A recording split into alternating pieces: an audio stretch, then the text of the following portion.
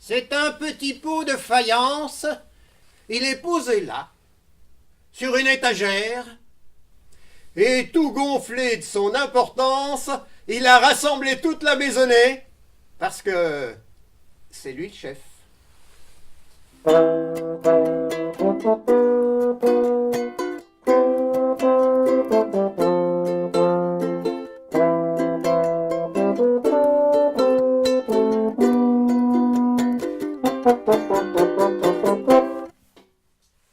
Il a rassemblé toute la maisonnée parce que tous les matins, c'est lui qui distribue les tâches que chacun aura à effectuer au cours de la journée. Alors, il se tourne vers l'écuelle en terre et il lui dit « Toi, l'écuelle en terre, tu vas aller à la fontaine et tu vas puiser de l'eau pour toute la maisonnée. » « Oui, chef !» Et puis il s'est tourné vers l'aiguille et il lui a dit « Toi, l'aiguille, tu vas me balayer le parquet. » « Oui, chef !» Quant à toi, l'épi de seigle, tu vas monter sur l'aire de battage et tu vas battre le blé. « Oui, chef !» Toi, le navet, tu vas conduire la vache au pré. « Oui, chef, oui !»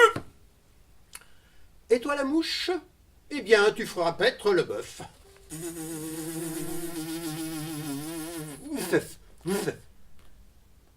Et n'oubliez pas, dès que vous avez fini votre tâche, vous venez m'en rendre compte. C'est bien compris? Ouais, chef, ouais. Pardon? « Oui, chef !» Ah, je préfère ça. Allez hop, tout le monde au boulot.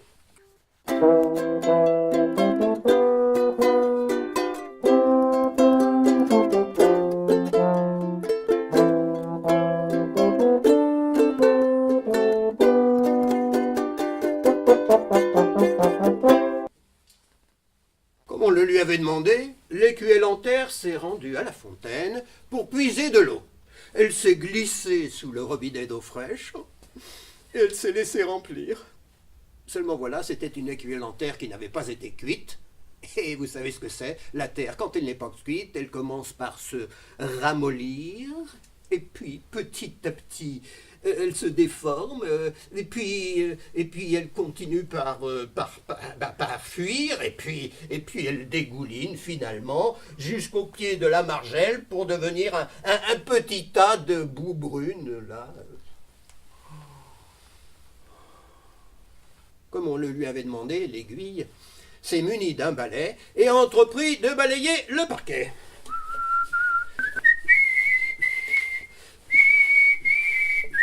Seulement, elle n'avait pas aperçu qu'entre deux lattes de parquet, il y avait une rainure un peu plus ouverte que les autres.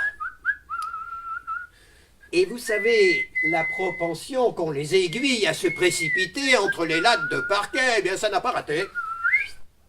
On ne l'a plus jamais retrouvé. L'épi de seigle, comme on la lui avait demandé, est monté sur l'aire de battage pour battre le blé. Quand il est arrivé là-haut, il y a eu un grand coup de vent et... on l'a plus jamais revu non plus, celui-là. Le navet, lui, comme on le lui avait demandé, il a emmené la vache au pré. Il marchait à côté de la vache, en lui chantant une petite chanson. Avance la vache, avance la vache, avance la vache, avance. Avance la vache, avance la vache, avance la vache, avance. Au bout d'un moment, la vache en a eu assez. Elle l'a regardé comme ça, elle l'a trouvé fort appétissant et d'un seul coup d'un seul, elle l'a mangé. La mouche, elle, comme on le lui avait demandé, elle est allée faire paître le bœuf. Pour ne pas prendre un mauvais coup de corne, elle se tenait derrière le bœuf. Et elle allait, de ci, de là, tout attentive à sa tâche, veiller à ce que le bœuf paisse. Tellement attentive qu'elle n'a pas fait attention à un moment, le bœuf a levé la queue et... la mouche s'est noyée dans une bouse de bœuf.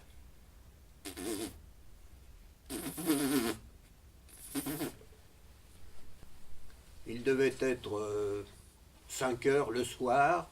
Le soleil commençait à se coucher lorsque le petit pot de faïence s'est rendu compte que personne, mais personne, n'était venu lui rendre compte de sa tâche. Décidément, tous des incapables. Il a remonté ses manches. Il faut tout faire par soi-même ici. Hein? Et il a sauté de l'étagère. Et il s'est fracassé au sol. Et voilà le travail. Voilà le travail, chef.